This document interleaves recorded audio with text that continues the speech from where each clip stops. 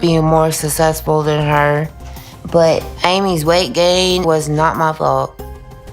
This jealous bull she's got going. If Tammy Slaton were to pass away, the repercussions would be catastrophic not only for her immediate family, but for an entire media machine built around her name, her image, and her painful journey. Because Tammy, the larger-than-life yet fragile star of 1000 LB Sisters, has lived her struggles, triumphs, and heartbreaks under the most unforgiving lens of reality television. And the mere thought of her death sends a chill through fans and insiders alike, since the ripple effect would be vast, messy, and inescapable. The first wave would strike her family, and it would strike like a sledgehammer,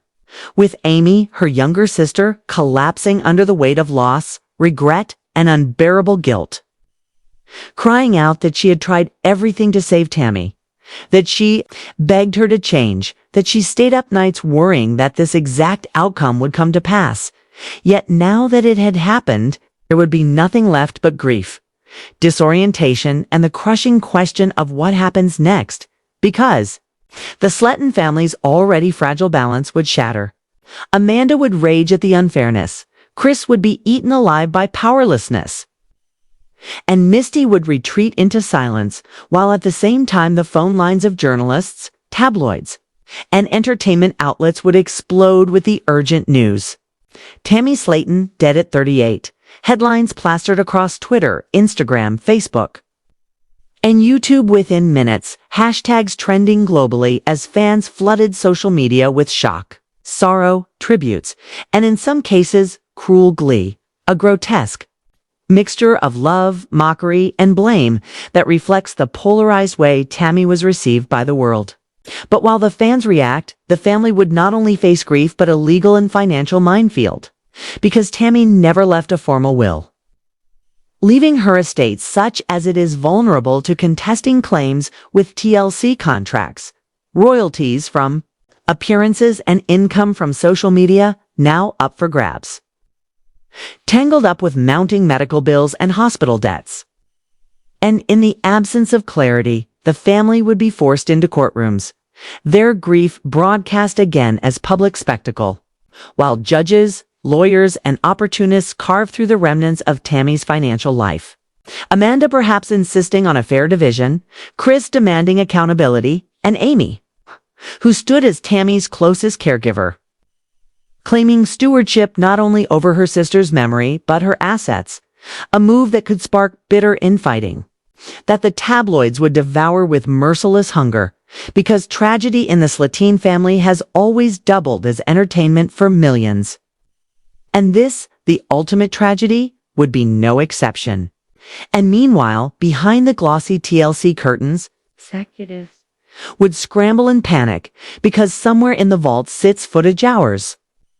maybe days of Tammy's final appearances, perhaps even her last night alive, and the network would face a grotesque decision: suppress the footage out of respect, or air it in some final chapter special to secure record ratings, knowing full well that whichever choice they made, the backlash would be volcanic, because if they hide the footage, leaks from former staff or insiders would surface anyway. Accusations of cover-ups would spread, and if they air it, the outrage would be deafening.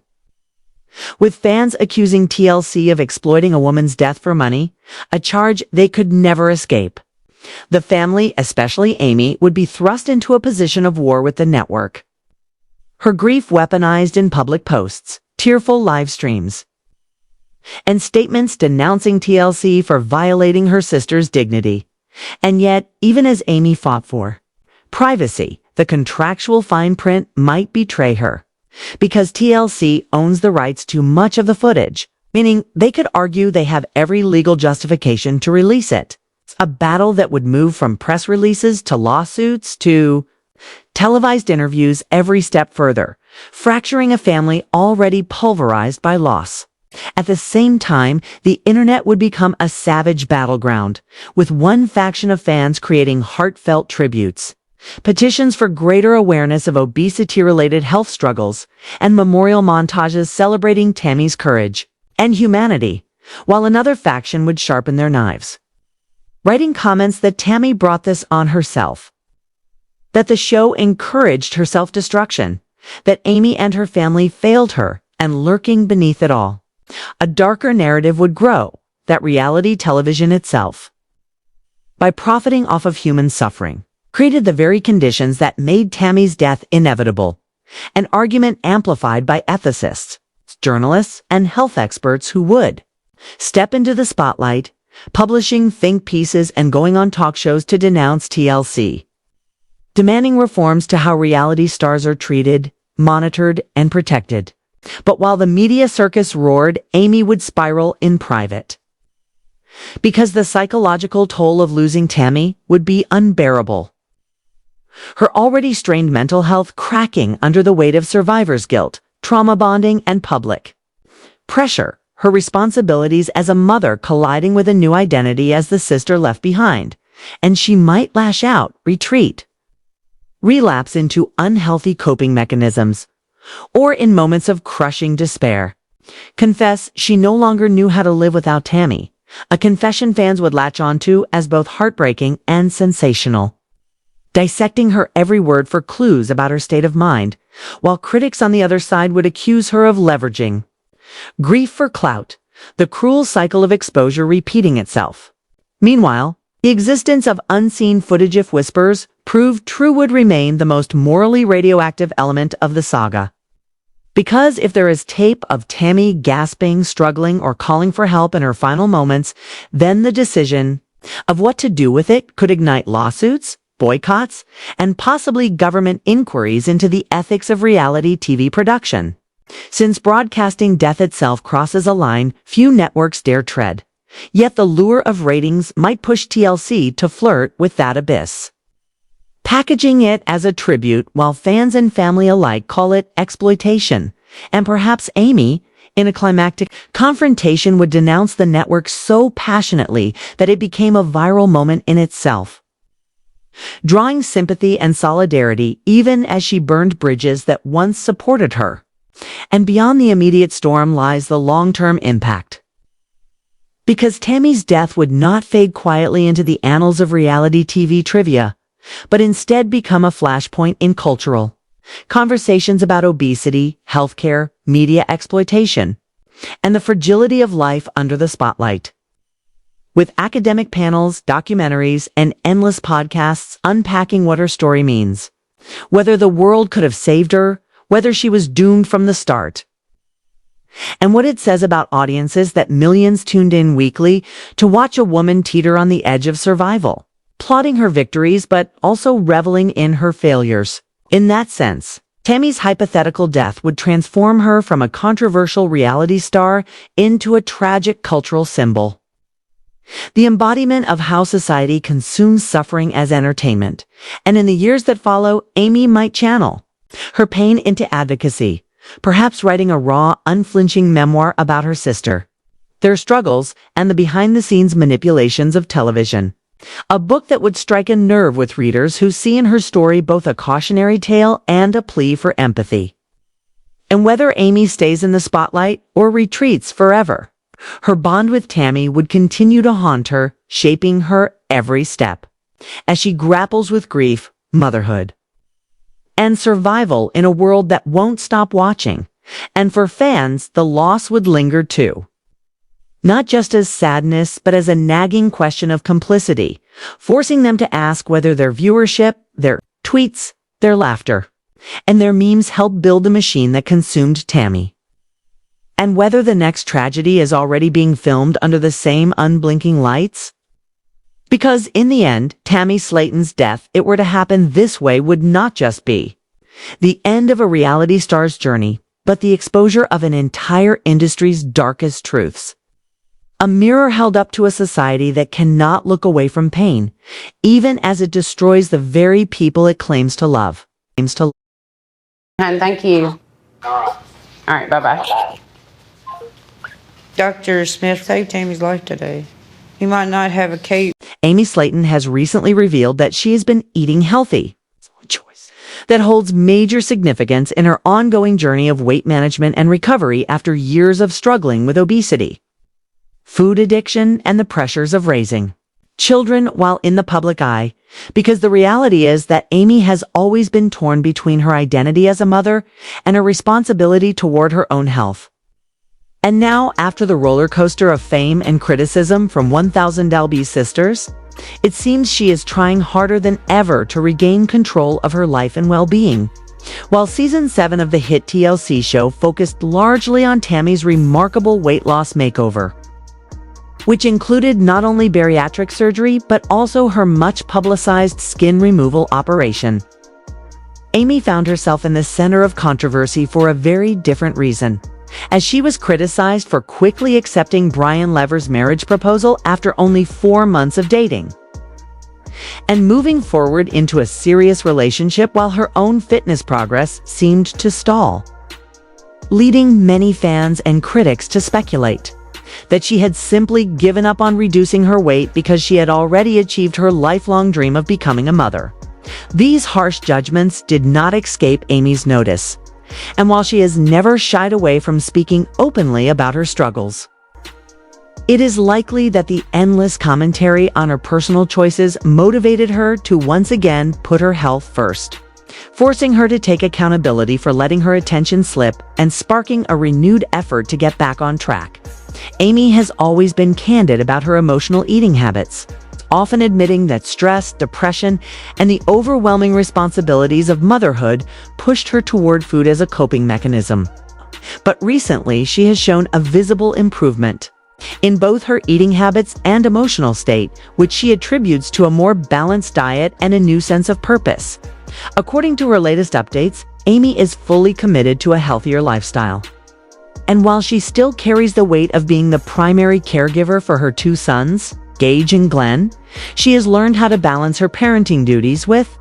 prioritizing her own mental and physical health, a shift that her supporters see as a positive step forward. In recent months, however, Amy's public journey has been met with both praise and backlash, as many have applauded her honesty while others accused her of being envious of Tammy's surgical transformation or questioned her judgment in pursuing a whirlwind romance with Brian. But Amy has made it clear that she is no longer willing to let critics dictate her story, and instead has begun clapping back at negative comments while also working privately to rebuild her health.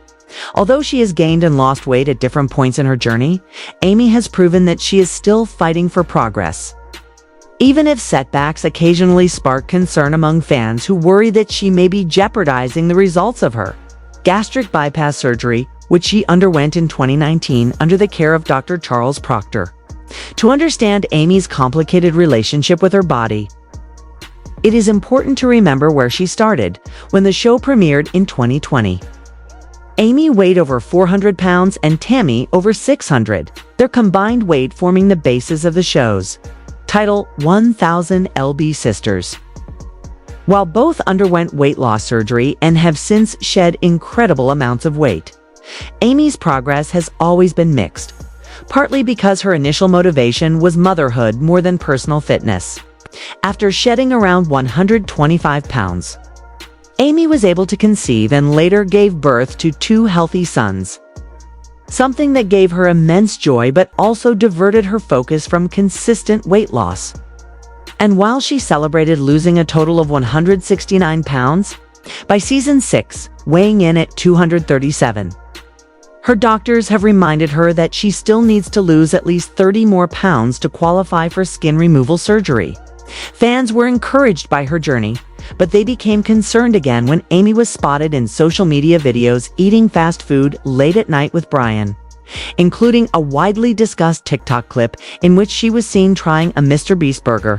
while explaining that most local restaurants had closed during their travels. For many,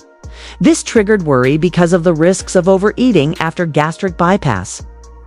Since her stomach is now much smaller and cannot handle excessive amounts of food without serious consequences, and while Amy insisted that one hamburger isn't going to make me gain 200 pounds, her explanation did little to silence fan concerns. Supporters flooded the comments, urging her to be careful, with some falsely claiming she had diabetes, which she denied, but others simply begging her to prioritize her health so she would not reverse the progress she had fought so hard to achieve. These concerns were amplified by her emotional state. As Amy has been open about her diagnosis of bipolar disorder, depression, and the severe stress she endured after divorcing her husband Michael Halterman in 2023, a split that left her dealing with custody battles, financial strain, and the pressures of raising 2 young children largely on her own. In addition to her struggles with food and emotional wellness, fans have also noticed changes in her self-care, pointing out that Amy, who once enjoyed dressing up, dyeing her hair, and keeping her nails polished, now often appears with dirty fingernails, messy hair in a bun, and oversized clothes, sparking speculation that her mental health is taking a deeper toll than she admits publicly. Some Reddit users have even argued that Amy seems depressed, citing photos where she was seen carrying a tub with dirt under her fingernails or holding a 30-ounce drink cup. With critics questioning whether she is neglecting hygiene and structure in her daily life, others have noticed bruises on her legs in recent pictures, speculating about possible side effects of medications or health complications, while others simply worry that she is overwhelmed by motherhood, relationships, and her battle with food. Still, Amy insists that therapy has been a turning point for her, claiming that understanding her bipolar diagnosis has given her more clarity about her emotional outbursts, and that she now has better coping tools to handle stress, though she admits her children are still impacted by her struggles, while fans remain divided, with some rooting for her comeback and others predicting disaster if her relationship with Brian collapses. The fact remains that Amy's journey is not linear, but filled with highs and lows, each one magnified by the cameras and social media commentary that surround her.